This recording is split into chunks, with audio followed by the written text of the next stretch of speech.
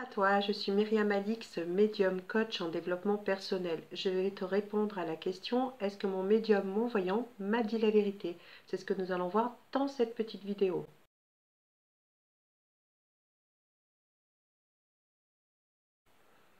Mais tout d'abord, lorsque tu consultes un voyant, un médium, il faut être dans une disposition, un état d'esprit positif, être neutre, ne pas attendre que ton voyant t'apporte toutes les informations que tu souhaites, mais accueillir les réponses de façon neutre.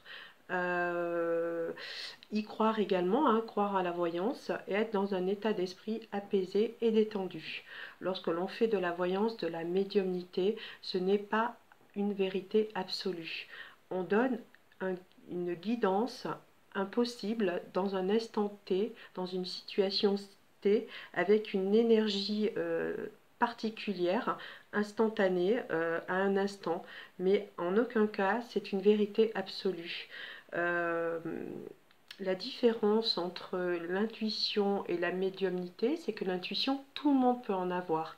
Et d'ailleurs, ton intuition peut t'aider à juger si ton voyant t'a dit la vérité ou pas. Tu peux avoir déjà ta petite intuition, cette petite voix intérieure que tu as en toi, sans le jugement, qui va te permettre de savoir finalement s'il est un peu dans la vérité ou pas. Cette intuition, c'est le troisième œil, hein, qui se trouve au centre du cerveau, cette glande pinéale qui te permet d'avoir déjà cette petite voix intérieure qui va te donner des réponses sur le chemin que tu as pris dans cette réincarnation. Tu as entamé un chemin et cette petite voix intérieure, cette intuition va te donner la réponse. Est-ce que tu es vraiment dans ton cheminement, dans ce chemin, dans cette évolution de ton âme? Donc si tu écoutes cette petite intuition, c'est une petite étincelle, hein, qui vient de façon très spontanée. Il faut oublier ses peurs, son ego, son mental. Il faut vraiment laisser de côté finalement son éducation aussi, ses croyances, et faire confiance à cette petite étincelle, cette petite voix intérieure, un peu comme un petit enfant. Souvent, ils ont des intuitions parce qu'ils n'ont pas cette réflexion. Donc c'est vraiment spontané l'intuition. Donc si déjà tu écoutes ton intuition, tu peux déjà avoir des réponses à tes questions que tu te poses. Finalement, tu n'as pas besoin de médium. Et je dirais même que parfois les médiums peuvent être dangereux parce que tu attends des fois l'événement qui t'annonce et finalement tu n'agis pas dans ta vie. Des fois, il vaut mieux pas savoir ce qui va arriver. Il faut savoir que le médium aussi n'est pas un dieu, hein. Il a des réponses que ses guides spirituels lui donnent. Pas tout le monde peut être médium, c'est clair. Donc lui, il a des réponses de ses guides de l'au-delà. Les réponses, elles arrivent comme elles viennent, mais elles ne sont pas une vérité absolue. C'est vraiment un éclairage de vie. Souvent, les guides vont nous donner des réponses qu'ils jugent nécessaires. Donc parfois, pour ta situation, il va peut-être pas te donner les réponses que tu attends, ou on n'aura peut-être pas forcément des réponses à tes questions, parce qu'il se dit dans sa réincarnation, ça ne va pas l'aider à faire évoluer son âme.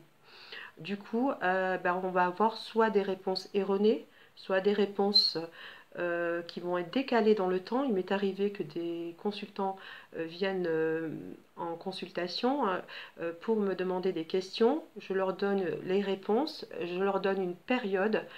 Cette période, des fois, elle est décalée. Donc l'événement arrive, mais de façon décalée. Alors ils me disent: vous êtes trompé.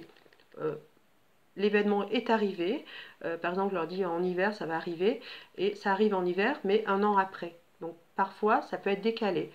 C'est fait exprès, parce que souvent peut-être que les guides jugent que ça ne va pas être efficace par rapport à votre évolution, l'évolution de votre âme, ce que votre âme est venue chercher dans cette réincarnation de cette vie, tout simplement. Donc c'est pour ça que parfois ça peut être décalé. Et puis il faut savoir également qu'en médiumnité, là-haut, dans le ciel, l'espace-temps n'existe pas. C'est pas comme sur Terre. Donc du coup, effectivement, même si on utilise des moyens, des outils tels que l'astrologie, la numérologie, le pendule, donc ça peut nous donner des petites indications. Maintenant, c'est pas une vérité absolue. Et lorsque tu consultes un voyant, il faut surtout vraiment prendre ses conseils, les mettre de côté, les noter, hein, voir que les événements arrivent, mais surtout ne pas attendre après ces événements. Faire sa vie, continuer. On a son libre arbitre.